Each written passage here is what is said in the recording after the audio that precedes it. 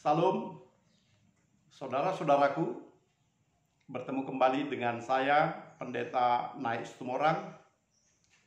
Bapak dan Ibu, saudara-saudaraku, sebelum kita mendengarkan firman Tuhan, mari kita berdoa.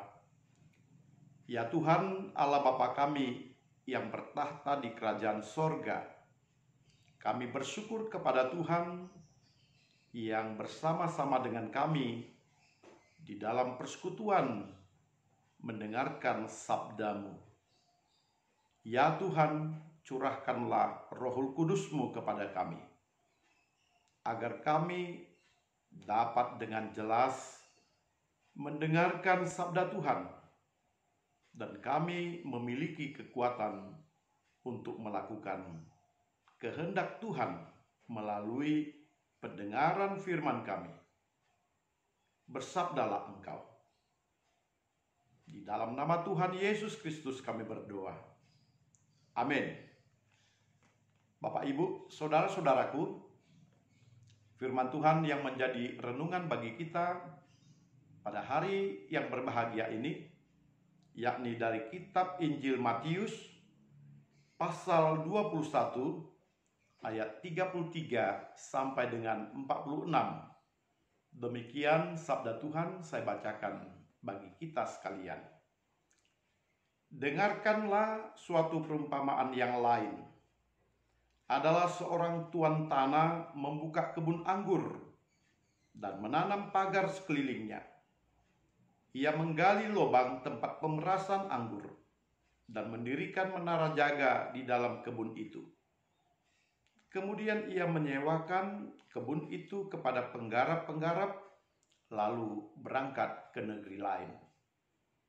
Ketika hampir tiba musim petik, ia menyuruh hamba-hambanya kepada penggarap-penggarap itu untuk menerima hasil yang menjadi bagiannya. Tetapi penggarap-penggarap itu menangkap hamba-hambanya itu. Mereka memukul yang seorang, membunuh yang lain, dan melempari yang lain pula dengan batu. Kemudian tuan itu menyuruh pula hamba-hamba yang lain, lebih banyak daripada yang semula.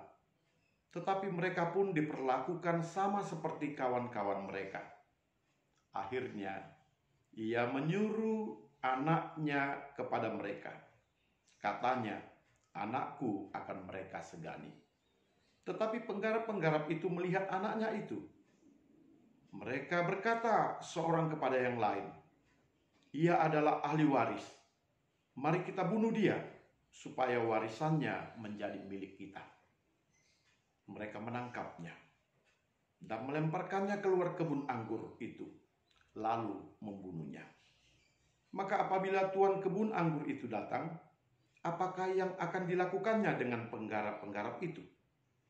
Kata mereka kepadanya, ia akan membinasakan orang-orang jahat itu, dan kebun anggurnya akan disewakannya kepada penggarap-penggarap yang lain, yang akan menyerahkan hasilnya kepadanya pada waktunya.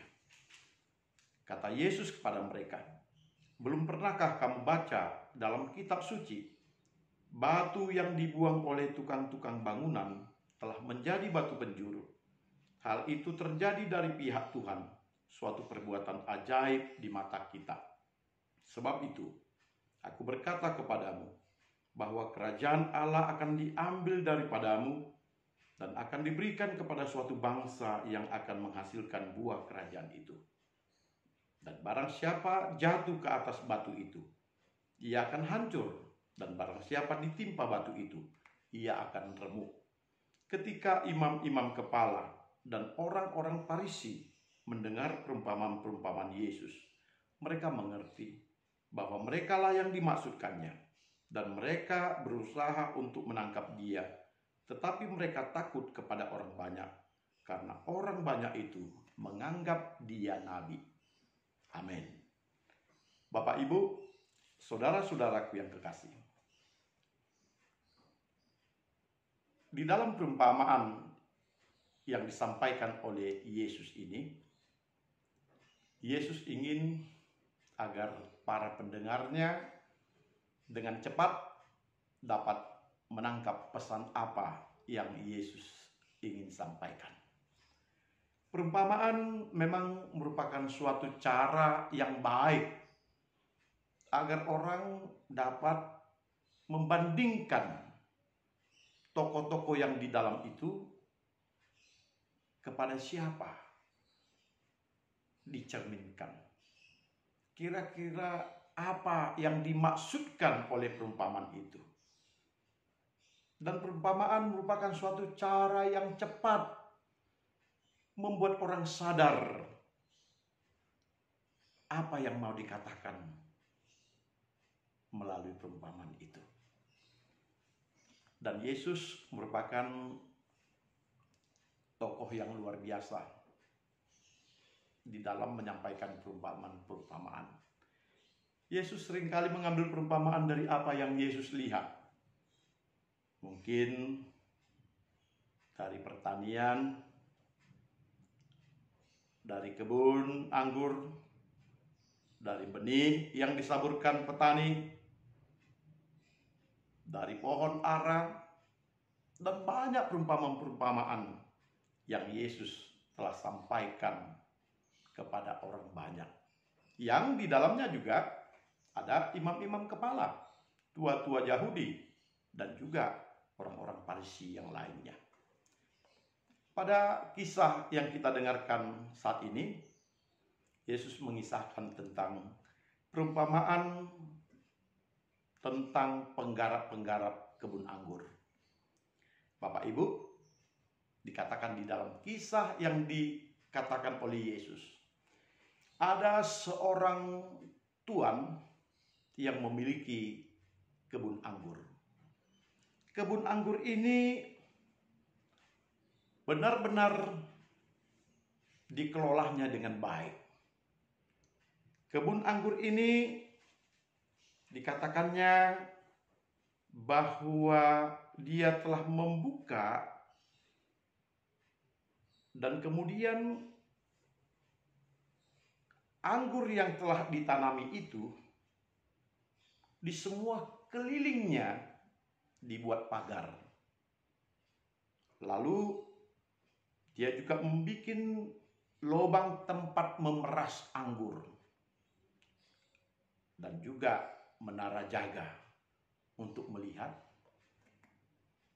orang-orang yang ingin melakukan penjarahan-penjarahan agar segera dapat dilakukan pengamanan untuk menjaga kebun anggur tetap aman. Dari cerita ini, maka kita bisa mengetahui betapa tuan pemilik anggur ini telah merancang kebun anggurnya demikian baiknya. Sempurna. Sebab sebuah kebun anggur yang sempurna itu adalah apabila kebun anggur ini bukan hanya sekedar ditanam, tetapi juga dilindungi. Dan perlindungan itu, proteksi itu telah dilakukan oleh tuan pemilik kebun anggur ini dengan cara menanami keliling daripada kebun anggur ini dengan pagar. Sehingga apabila ada binatang-binatang yang lain, binatang-binatang ini tidak dapat masuk ke dalam kebun anggur tersebut untuk merusaknya. Juga pemilik kebun anggur ini telah melakukan sedemikian baiknya. Ketika nanti akan panen, agar anggur ini jangan busuk, maka dibuatlah lubang tempat memeras anggur agar selalu dapat anggur yang baik, anggur yang dapat diminum dengan demikian enaknya.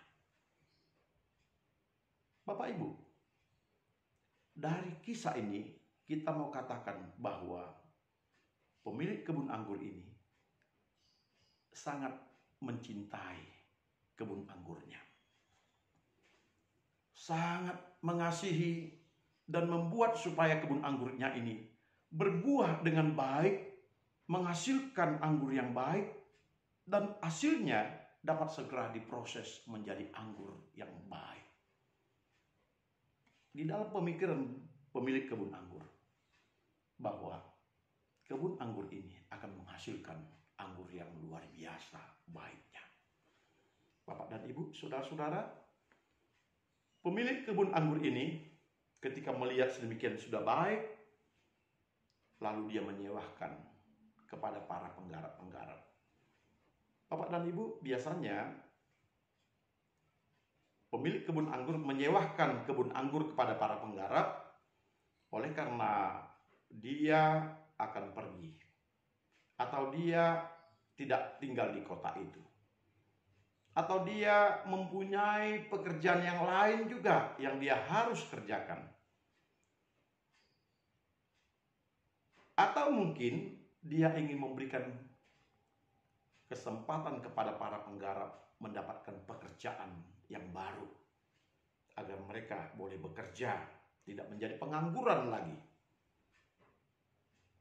Ini pun menunjukkan bahwa pemilik kebun anggur ini adalah seorang yang baik, yang ingin mengasihi orang-orang lain, ingin menolong para penggarap agar mendapatkan pekerjaan, agar para penggarap ini memperoleh rezeki. Mestinya Bapak dan Ibu, saudara-saudara, penggarap-penggarap ini harus tahu berterima kasih kepada pemilik kebun anggur yang telah mempercayakan kebun anggurnya untuk mereka kelola. Mereka tinggal mengelolanya karena semuanya telah demikian baik dilakukan oleh Tuan pemilik kebun anggur ini. Bapak dan Ibu, saudara-saudara, dikatakan di dalam cerita ini, ketika hampir tiba musim petik. Ini berarti mungkin sudah 2 tahun, 3 tahun setelah pemilik kebun anggur ini menyewakan kebunnya, maka akan tiba masanya bahwa anggur akan segera dipetik, akan segera menghasilkan, akan terjadi panen besar. Dan sesuai dengan kontrak, sesuai dengan perjanjian, mereka akan berbagi hasil. Bapak dan Ibu, saudara-saudara, wajar kalau pemilik kebun anggur ini meminta hasilnya kepada para penggarap. Untuk itu dia kirim para hamba-hambanya. Hamba-hamba ini diharapkannya akan dihormati dan kepada mereka akan diberikan hasil sebagaimana ikatan kontrak mereka, perjanjian mereka. Tetapi apa yang terjadi Bapak dan Ibu, saudara-saudara, justru penggarap-penggarap ini lupa kepada perjanjian itu. Bahkan lebih daripada itu, memang sengaja menentang perjanjian tersebut dengan cara tidak akan memberikan hasilnya kepada pemilik kebun anggur. Dia mau menikmati sendiri. Dan dikatakan di dalam teks ini, ketika tuan pemilik anggur itu menyuruh hamba-hambanya datang untuk meminta penggarap-penggarap ini, ada yang memukuli hamba-hamba tersebut, melempari dengan batu, bahkan sampai membunuh. Ini berarti betapa jahatnya penggarap-penggarap itu. Mereka bukan saja menentang perjanjian, bukan saja tidak menghormati pemilik kebun anggur tersebut, tetapi mereka juga telah melakukan kejahatan dengan cara membunuh hamba-hamba itu. Bapak, Ibu, saudara-saudara, pemilik kebun anggur mengirim kembali hamba-hamba yang lebih banyak lagi. Dia berpikir bahwa penggarap-penggarap ini tentu akan takut dan kemudian akan melakukan sesuai dengan kontrak mereka, akan memberikan hasil itu. Tetapi sama Bapak dan Ibu, penggarap-penggarap ini membunuh semua hamba-hamba itu. Mereka memperlakukan sama seperti hamba-hamba yang terdahulu yang telah diutus kepada mereka. Bapak dan Ibu. Yang ketiga, dikatakan pemilik kebun anggur ini berpikir bahwa mungkin jikalau ia mengirim anaknya, mereka tentu akan segan dan menghormati anaknya. Lalu dia mengirim anaknya untuk menagih hasil kebun anggur tersebut. Dikatakan di dalam teks ini ketika mereka tahu anaknya datang, mereka justru berpikir bahwa jika anak tersebut dibunuh, maka warisannya akan jatuh ke tangan mereka. Pikiran yang sangat jahat. Mereka ingin merampas kebun anggur itu dengan cara membunuh anak dari pemilik kebun anggur. Anak ini dibunuh mereka. Bapak dan Ibu, saudara-saudara, Yesus mengatakan kepada orang banyak, apa yang dilakukan oleh pemilik kebun anggur ketika dia datang? Apa yang dilakukannya kepada penggarap-penggarap itu nanti? Semua orang banyak setuju bahwa pemilik kebun anggur itu akan membinasakan orang-orang yang jahat itu. Dan dia akan menyerahkan kebun anggurnya kepada penggarap-penggarap yang lain yang akan menyerahkan hasilnya kepada pemilik kebun anggur tepat pada waktunya. Bapak dan Ibu, cerita ini tentu bukan hanya sekedar cerita tentang kebun anggur dan penggarap-penggarap, tetapi cerita ini mengisahkan bahwa Tuhanlah pemilik semua manusia yang ada di dunia ini. Dan Dia telah mengasihi semua orang di dunia ini dengan cara merawatnya. Dan Dia menyerahkan kepada orang-orang yang Dia percayai akan mampu memberikan kehidupan yang lebih baik, pemeliharaan, dan juga akan memberikan sukacita. Tetapi justru banyak orang yang ketika dipercayakan sebagai penggarap-penggarap, yakni orang-orang yang diminta untuk merawat, menata, membimbing, justru adalah orang-orang yang ingin menguasai sepenuhnya dan ingin menang sendiri, yang ingin agar dialah yang menjadi tuan dan pemilik segalanya. Mereka lupa bahwa mereka hanyalah petugas-petugas yang menggarap. Mereka bukan pemilik, mereka harus memberikan hasil kepada Tuhan. Bapak dan Ibu, saudara-saudara, penggarap-penggarap ini dikisahkan bahwa akhirnya orang-orang Farisi, imam-imam kepala, mereka merasa mereka lah sebagai penggarap-penggarap yang dimaksudkan oleh Yesus. Mereka tidak melakukan pekerjaan yang baik. Justru mereka mencari kepentingan untuk dirinya sendiri, mencari keuntungan agar mereka lebih dimuliakan. Semua bangsa-bangsa Yahudi, orang-orang Yahudi yang percaya ini, agar justru menjadi kekayaan di tangan orang-orang Farisi. Keagamaan yang mereka lakukan hanyalah keagamaan yang justru menguntungkan orang-orang Farisi.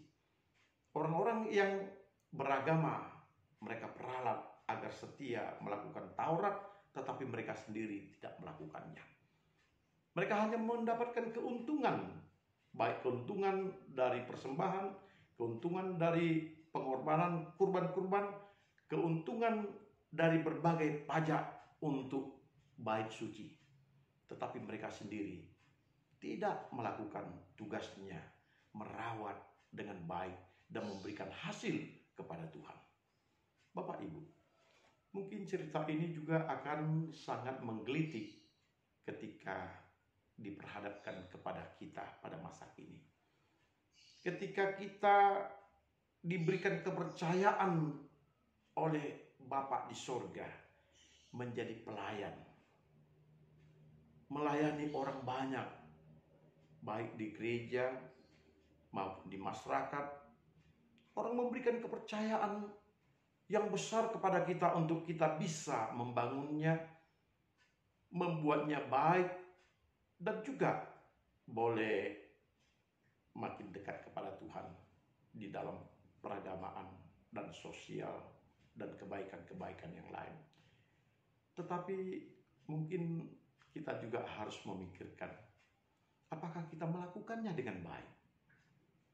Apakah kita benar-benar menjadi seorang pelayan sebagaimana yang Tuhan harapkan, yakni telah melakukan pelayanan itu dengan baik?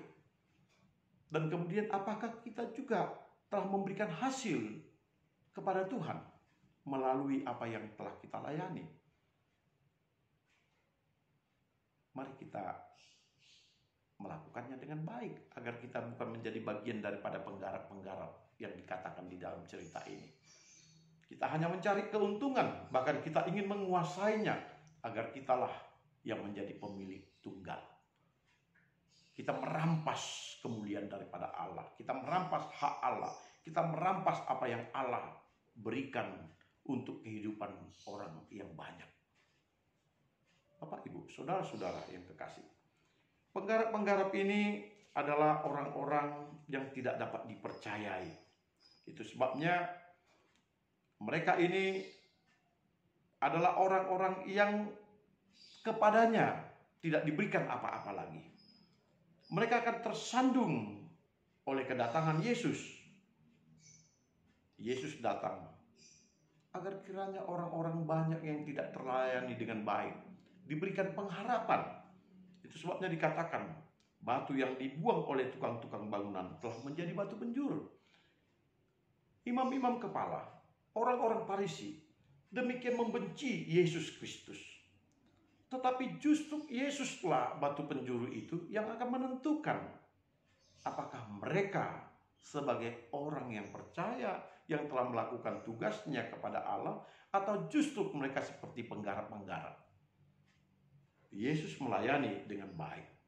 Yesus melakukan tugas-tugasnya dengan baik. Dia memberikan hasil yang terbaik kepada Allah Bapa. Bahkan dia menjaga kebun anggur Allah Bapa itu dengan baik. Bahkan sampai rela menyerahkan nyawanya untuk mati di kayu salib demi keselamatan seluruh manusia. Inilah yang dikatakan bahwa dia memelihara kebun anggurnya. Dia melakukan tugas sebagaimana Allah Bapa menginginkannya. Sementara orang-orang Farisi, mereka tidak melakukan tugasnya. Mereka justru memperkaya dirinya dengan menggunakan dalil-dalil agamanya. Menggunakan trik-trik yang mereka lakukan agar orang banyak memberikan upeti kepada sinagogi atau bait Allah. Dan mereka memanfaatkan untuk kekayaannya. Dan mereka adalah penggarap-penggarap yang kepadanya tidak lagi dipercayakan apapun. Bapak dan Ibu, saudara-saudara, biarlah kiranya kita membandingkan antara apa yang dilakukan oleh Yesus sebagai anak Allah yang telah menjaga dan memelihara segala sesuatu yang diberikan Allah di dunia ini, dan bahkan Yesus telah mengorbankan nyawanya demi keselamatan orang banyak, dan membandingkan dengan setiap orang yang hanya mencari kepentingan dirinya sendiri. Bapak dan Ibu, hindari dari keinginan-keinginan yang jahat sebagaimana yang dilakukan penggarap. Jangan kita memperkaya diri kita. Jangan kita mendapatkan hasil dari sesuatu yang sebetulnya bukan menjadi hak bagian kita. Sekalipun kita ada di dalam pelayanan, lakukanlah dengan baik kepada Allah, bahwa semuanya harus dikembalikan kepada Allah. Supaya kita boleh menjadi seperti Yesus.